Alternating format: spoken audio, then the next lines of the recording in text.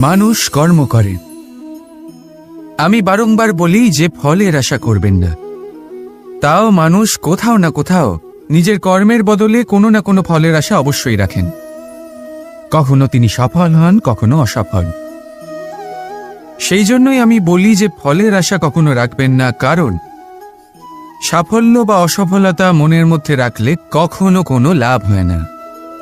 যদি সাফল্য মনের মধ্যে রাখেন তাহলে অহংকার জন্ম নেবে। যদি অসফলতা মনের মধ্যে রাখেন তাহলে এক হীনমন্যতায় আপনি ভুগবেন, যা দিয়ে কোনো শুভকর্ম হবে না। সেই জন্য শুধুই কর্ম করে যান, কর্মেই মগ্ন থাকুন। আর আসুন আমার সাথে ভালোবেসে বলুন, রাধা রাধা। জীবনের এই পথে এগোতে এগোতে আমরা কোথাও থেমে যাই। আমরা জানি না কেন। আমরা চেষ্টা করি যেন আমরা সামনে এগোতে পারি, কিন্তু এরকম হয় না। কি কারণ হতে পারে এর? আসুন আমি আপনাকে বোঝাই। মনে করুন আপনি কোনো রাস্তায় হাঁটছেন, আপনার পা মুচকে গেল, আপনি পায়ে আঘাত পেলেন। এখন এই আঘাত যদি আপনাকে পথ চলতে বাধা দেয় তখন আপনি থেমে যান। যদি আপনার ভাবনা চিন্তা ক্ষুদ্র হয় তাহলে আপনি জীবনে কখনোই এগোতে পারবেন না। ভেঙে যাওয়া কলম দিয়ে আপনি কখনো চিঠি লিখতে পারবেন না। ঠিক সেইভাবেই যদি আপনার মনে অন্যের জন্য হিংসা থাকে তাহলে আপনি আপনার নিজের ভাগ্য লিখতেই পারবেন না। কাজের প্রতি আলস্য আপনাকে কখনো ধনী হতে দেবেই না, আর ধনের প্রতি লোভ তা আপনাকে কখনো মহান হতে দেবে না। ছোট একটা কথা, কিন্তু এ হলো অত্যন্ত গুরুত্বপূর্ণ। ভাবনা চিন্তা অবশ্যই করুন, আর বোঝার চেষ্টা করুন সেটা যা আপনি বুঝতে চান। হতে পারে আপনি এমন কোনো পথ খুঁজে পেলেন যার ফলে আপনি কোনো খারাপ পথে যেতে যেতে থেমে গেলেন, বা আপনি এমন কোনো অর্থ খুঁজে পেলেন যা আপনাকে মহান হবার পথে অগ্রসর করে দিল। রাধা রাধা।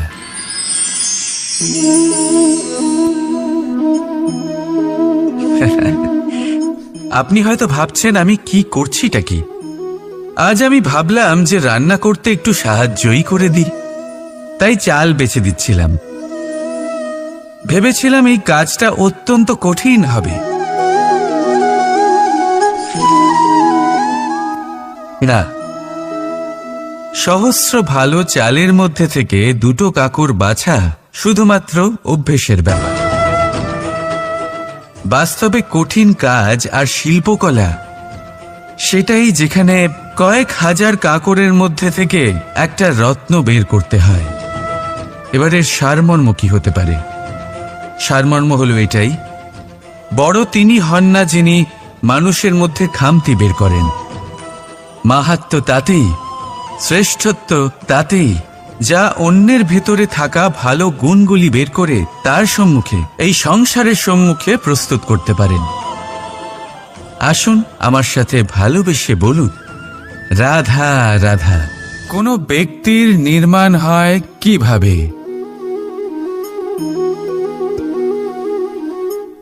কেউ বলবেন পঞ্চতত্ত্বের দ্বারা, কেউ বলবেন আত্মা, দেহ ও চেতনার দ্বারা, কেউ বলবেন ঈশ্বরের কৃপার দ্বারা, তো কেউ বলবেন এই প্রকৃতির পরীক্ষার দ্বারা। না, মানুষের নির্মাণ হয়ে থাকে বিশ্বাস দ্বারা। ব্যক্তি তখনই গড়ে ওঠেন যখন ব্যক্তিত্ব থাকে, ঠিক কিনা? আর ব্যক্তিত্ব তখনই হবে আর সেরকমই হবে যেরকম বিশ্বাস আপনি নিজের উপরে রাখবেন। যদি আপনি মনে করেন আপনি বিষের ন্যায় হবেন তাহলে আপনি বিষাক্তই হবেন। যদি আপনি এটা মনে করেন যে আপনি অমৃতের ন্যায় হবেন তাহলে আপনি অমরই হয়ে যাবেন। যদি আপনি নিজের উপরে বিশ্বাস রাখেন যে আপনি সংসারের সব থেকে উঁচু পর্বতের শিখরে পৌঁছতে পারবেন তাহলে আপনি অবশ্যই পৌঁছবেন। যদি আপনার এরকম মনে হয় যে আপনি এরকম কখনো করতে পারবেন না, তাহলে এরকম কখনোই হবে না। ভেবে দেখবেন, বিশ্বাসের মধ্যেই বিশ্ব বাস করে থাকে, তো আপনার অস্তিত্ব কেন করবে না? যেমন বিশ্বাস আপনি নিজের উপরে রাখবেন, তেমনই আপনি হয়ে উঠবেন। সেই জন্য নিজের উপরে বিশ্বাস রাখুন, আর হ্যাঁ, ভালোবেসে বলুন রাধা রাধা। এই সম্পর্ক হল গুরু এবং শিষ্যের। গুরু হলেন ধনুকের সেই প্রত্যঞ্চার মতো, যিনি নিজেকে পেছনে রেখে শিষ্যকে তার গন্তব্যের দিকে এগিয়ে দেন, তাকে নিজের লক্ষ্য ভেদ করতে দেন, আর সর্বদাই কঠোর হয়ে থাকেন যাতে শিষ্য কখনোই নিজের লক্ষ্যচ্যুত না হয়। ধন্য হলেন এমন গুরু যারা শিষ্যকে নিজের গন্তব্যে পৌঁছেও দেন এবং তার সব কৃতিত্ব তাকেই দেন, নিজের শিষ্যকে, নিজের বাণকে।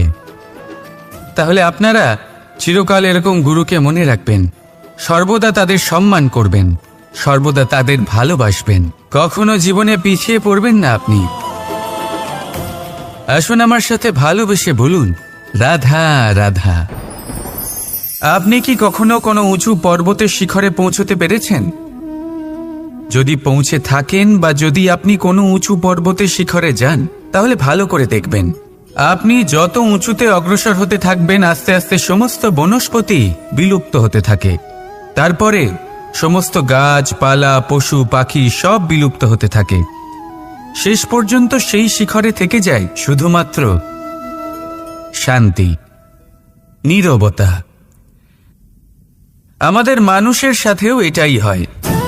মানুষ যখন আত্মবিকাশের পথে অগ্রসর হতে থাকে এবং নিজের জীবনের শিখরে পৌঁছতে চায়, তখন তার একা থাকা অত্যন্ত প্রয়োজনীয় হয়, আর তাকে তখন ত্যাগ করতে হয় নিজের সুখ স্বাচ্ছন্দ্য, নিজের সম্পত্তি, নিজের সমৃদ্ধি, নিজের সৌন্দর্য। দেখুন, জীবনের শিখরে পৌঁছনো একেবারেই সহজ কাজ নয়। এ হলো অত্যন্ত দুর্গম এক পথ, কিন্তু যদি আপনি সেখানে পৌঁছতে চান, তাহলে আপনাকে ত্যাগের প্রবৃত্তি জাগিয়ে তুলতে হবে। ত্যাগ কি সেটা জানতে হবে, কারণ ত্যাগের ফলেই মনে শান্তি আসে, আর সেই শান্তির ফলে মনে উৎপন্ন হয় প্রেম। আর এই প্রেমই হলো জীবনের অন্তিম লক্ষ্য। তাহলে আসুন আমার সাথে ভালোবেসে বলুন রাধা রাধা।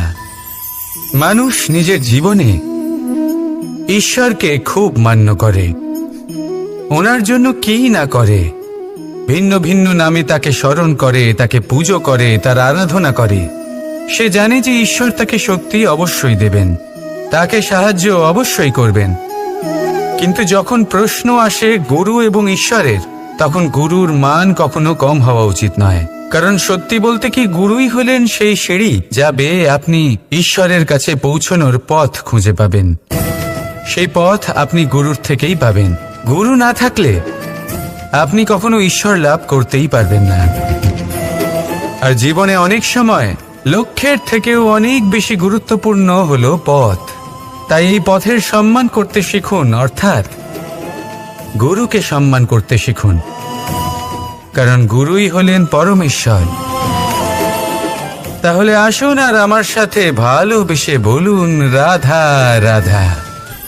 পঞ্চমহাভূত, জীবন রচনায় এর অবদান অনস্বীকার্য। এই পঞ্চমহাভূত আসলে কি? জল, বায়ু, অগ্নি, মাটি আর আকাশ।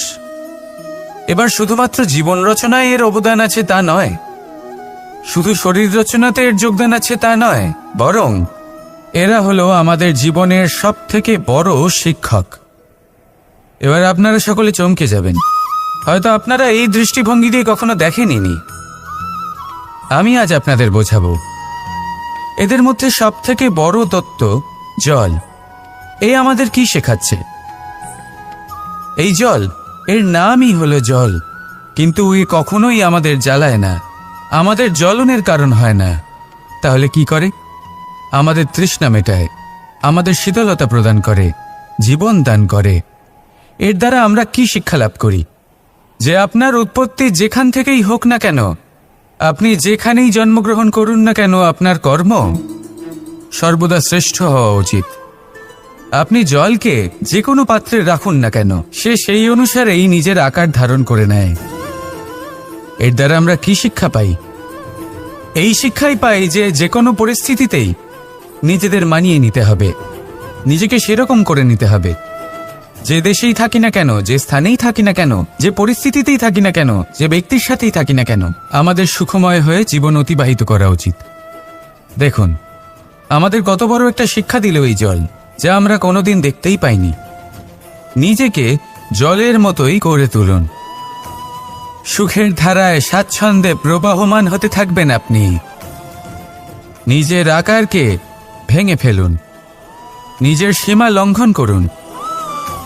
আপনি অবশ্যই একদিন মহানুভবতা অনুভব করবেন।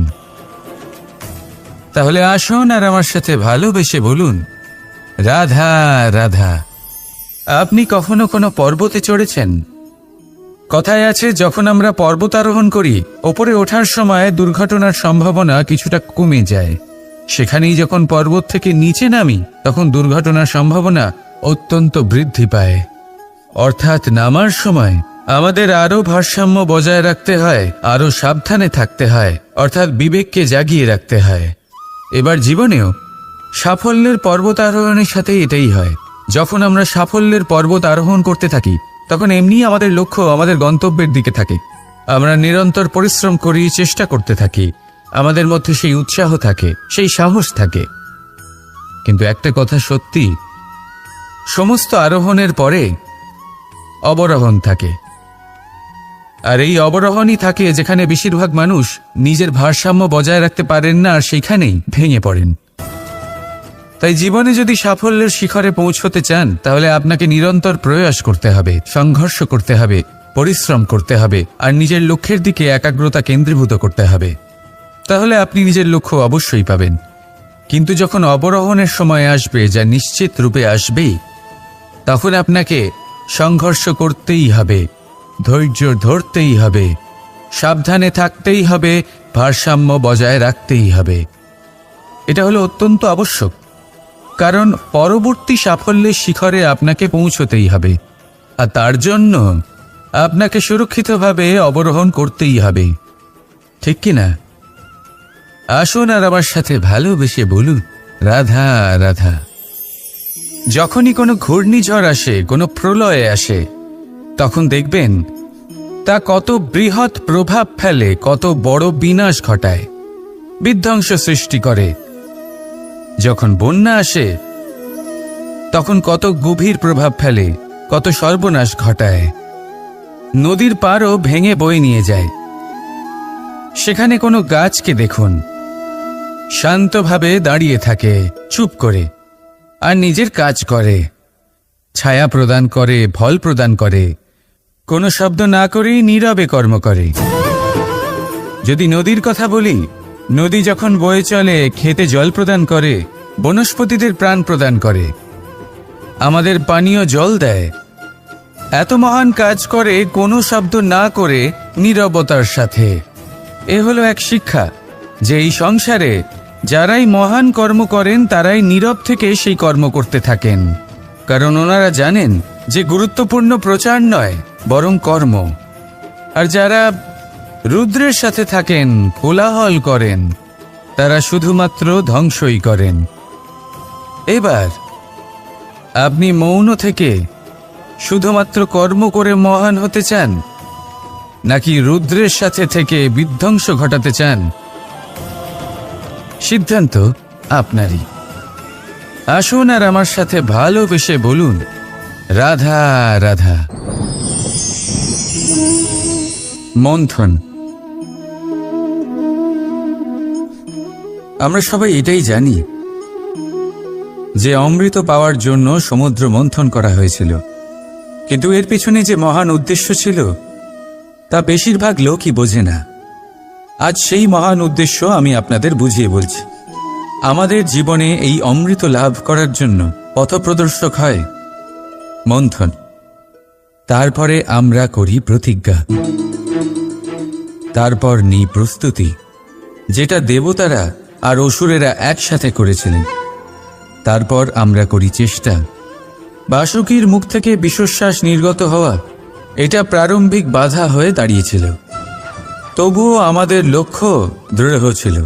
যদিও সমুদ্র মন্থন থেকে হলাহল উঠে এলো, আমরা ভয় পাইনি, আমরা সেটার মোকাবিলা করলাম। ঠিক সেই পথেই যখন আমরা অনেক অমূল্য রত্ন পেলাম, নক্ষত্র পেলাম, সেটার প্রতি আকর্ষিত না হয়ে অমৃত লাভ করার পরেই আমরা শান্ত হলাম। এইভাবে যদি আপনি নিজের জীবনে প্রতিজ্ঞা, প্রস্তুতি, চেষ্টা, দৃঢ় নিশ্চয়, অটল থাকা আর আকর্ষণ থেকে বিরত থাকেন, যদি এইসব গুণ আপনার ভেতরে একত্রিত করে নেন, তাহলে আপনিও আপনার জীবনের অমৃত অবশ্যই লাভ করবেন। রাধা রাধা।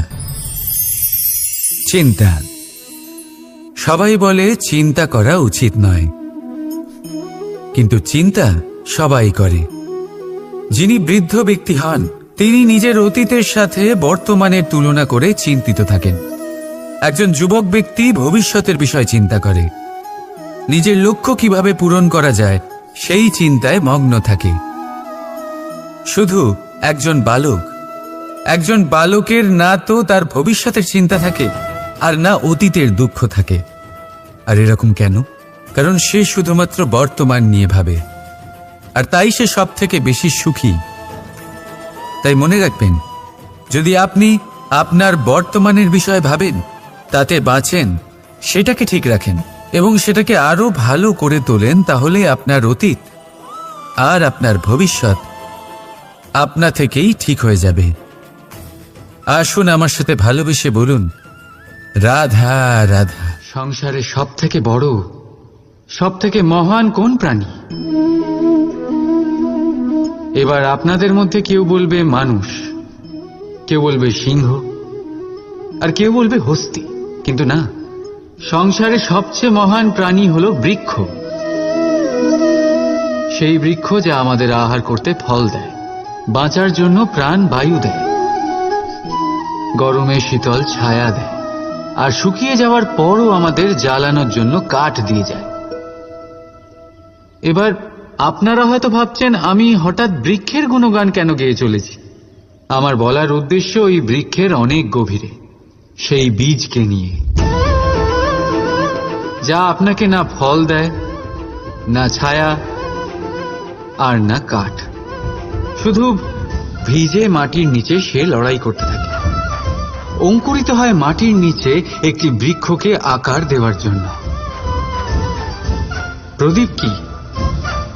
সাধারণ একটা মাটির পাত্র, কিন্তু জলবায়ু নিয়ে সে যখন জ্বলে, সমস্ত সংসারকে সে পথ দেখাতে থাকে, মহান হয়ে যায়। এবার বুঝলেন? যদি মহান হতে হয় তাহলে কিছু করে দেখাতে হবে। কোনো তফাৎ হয় না যে আপনি ছোট না আপনি বড়। কিছু করলে তবেই কিছু হবে। আপনি চলা শুরু করুন, কোথাও না কোথাও তো পৌঁছবেন। নিশ্চল বসে থাকলে কখনো কিচ্ছু হবে না। মনে রাখবেন, কিছু আরম্ভ করতে গেলে মহান হওয়ার একেবারেই প্রয়োজন পড়ে না, কিন্তু মহান হতে গেলে কিছু আরম্ভ করা অতি আবশ্যক।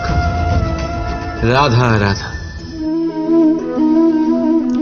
একটা শব্দ আছে যেটা আমরা মাঝে মাঝেই অথবা অনেকবার শুনতে পাই, স্বার্থ।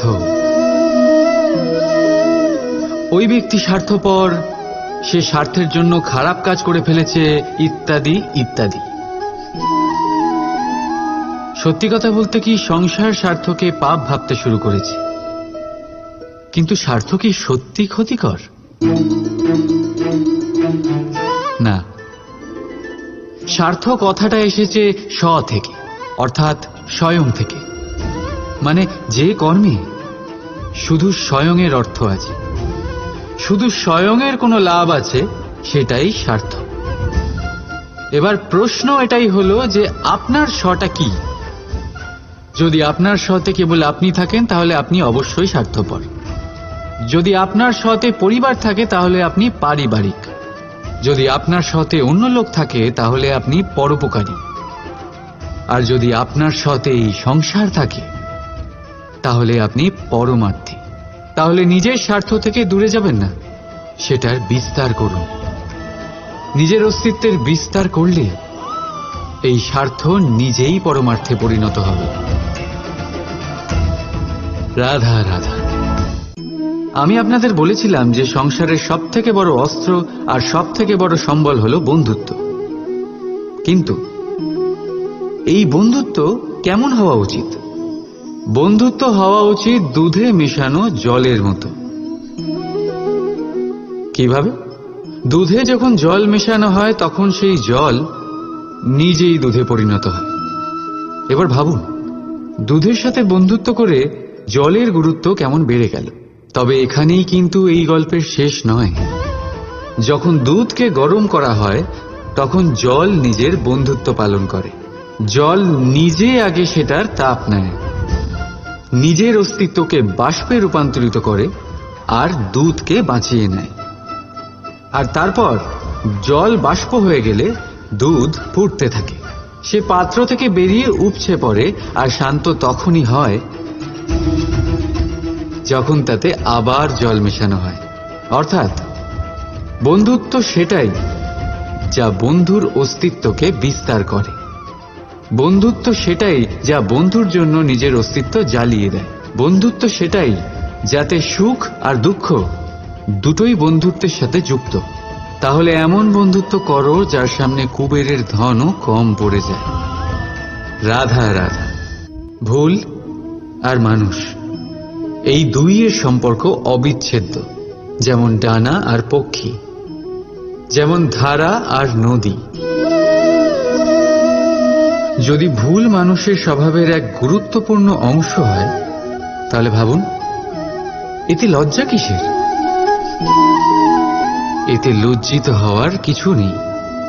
সেইভাবে দেখতে গেলে ভুল আমাদের নিজেকে আরো উন্নত করার সুযোগ দেয়, নিজেকে আরো ভালো প্রদর্শন করার প্রেরণা দেয়। এখন আপনাদের মধ্যে কেউ এর সাথে সহমত নাও হতে পারেন, কেননা অনেকের দৃষ্টিতে ভুল দোষের জন্ম দেয়। দোষ অপরাধের, আর অপরাধের কোনো ক্ষমা নেই, শাস্তি পাওয়া উচিত। কিন্তু আপনি কি কখনো ভেবেছেন এরকম কেন হয়? এর কি কারণ? এর কারণ হলো ভুল স্বীকার করাকে এড়িয়ে যাওয়া।